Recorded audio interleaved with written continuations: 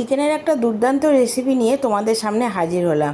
এই রেসিপিটা যদি তোমরা স্টেপ বাই স্টেপ দেখো তাহলে অবশ্যই তোমাদের কাছে খুব একটা কঠিন লাগবে না।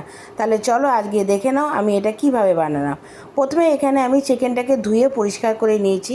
তারপরে খানিকটা কাজু বাদাম আর তিলের একটা পেস্ট বানিয়ে নিয়েছি। প্রথমে আমি চিকেনে দিয়ে দিয়েছিলাম কাঁচা লঙ্কা, আদা রসুনের একটা পেস্ট, তারপরে দিয়েছিলাম দুটো বড় পেঁয়াজ বাটা, তারপরে দিয়ে দিয়েছিলাম কাজু বাদামের পেস্টটা। এই মাংসটা যেহেতু আমি গন্ধরাজ চিকেন দিয়ে করব, সেজন্য এর মধ্যে আমি দিয়ে দিয়েছিলাম অর্ধেকটা গন্ধরাজ লেবুর রস। আর যে উপরের খোসাটা আছে ওইটা একটা গ্রেটারে দিয়ে সামান্য ঘষে উপরের সবুজ অংশটাই কিন্তু এর মধ্যে দিয়েছিলাম। খুব একটা ঘষে তোমরা দেবে না, কারণ সাদা অংশটা যদি তোমরা ঘষে দাও তাহলে একটু তেতো লাগবে।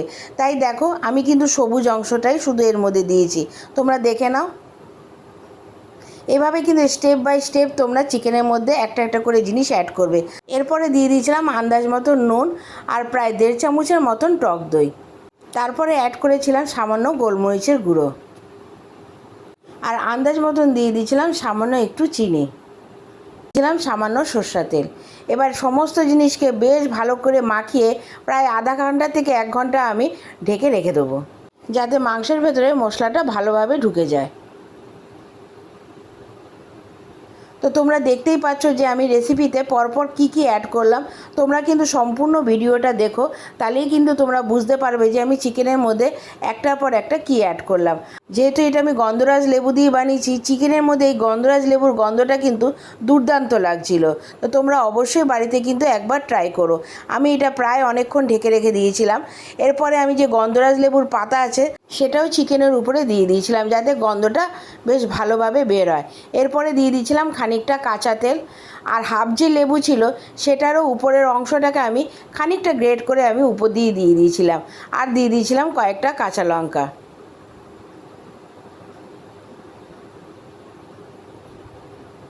বাকিটা লেবুর উপর অংশটা কিন্তু আমি ওর মধ্যেই গ্রেট করে দিয়ে দিয়েছিলাম, তোমরা দেখে বুঝতেই পারছো। আর এই চিকেনটা এতটাই নরম হয়, যেহেতু ভাপা করা হয়, তো চিকেনটা কিন্তু খেতে দুর্দান্ত হয়েছিল। বাড়িতে তোমরা কিন্তু অবশ্যই একবার ট্রাই করো। এরপরে দেখো বাটিটাকে আমি ঢেকে একটা কড়াইয়ের মধ্যে জল দিয়ে ওই বাটিটাকে বসিয়ে প্রায় আধা ঘন্টার জন্য আমি ঢেকে রেখে দেবো। এই চিকেনের রেসিপিটা এত দুর্দান্ত হয়েছিল, তোমরা বাড়িতে যদি ট্রাই না করো তোমরা বুঝতে পারবে না যে এই রেসিপিটা কতটা সুন্দর হয়েছিল। আধা ঘন্টা পরে আমি তোমাদেরকে দেখাচ্ছি যে চিকেনটা কতটা নরম হয়ে গেছে। আমার রেসিপিটা কিন্তু সম্পূর্ণ কমপ্লিট। তোমরা অবশ্যই কিন্তু আমাকে কমেন্টস করে জানিও যে চিকেনের এই রেসিপিটা তোমাদের কেমন লাগলো। এই গন্ধরাজ চিকেনের রেসিপিটা যদি তোমাদের ভালো লেগে থাকে তাহলে অবশ্যই একটা লাইক, কমেন্টস আর এটা বন্ধুদের সাথে শেয়ার করে দিও।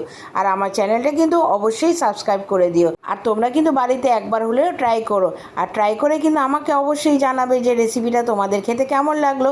আসবো আবার একটা নতুন রেসিপি নিয়ে, আবার দেখা হবে। তোমরা ভালো থাকো, সুস্থ থাকো। এখনের জন্য টাটা।